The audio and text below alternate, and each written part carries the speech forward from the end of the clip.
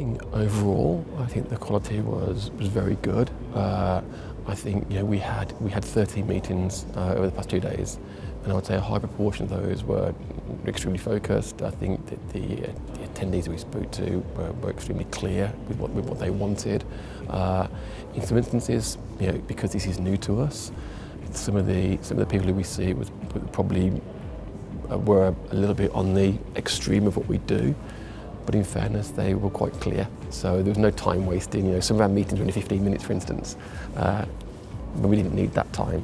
Here, I'm meeting people that I would have never met, in fact, because it's not the food industry, they are from other industry, and that's people I've never had the chance to discuss. And what I found really interesting is that they actually have the same challenges, but a completely different approach.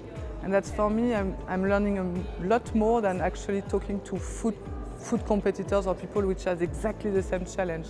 They have really different approach, which I found really interesting and more inspiring than just the standard people that I will meet on my day-to-day job.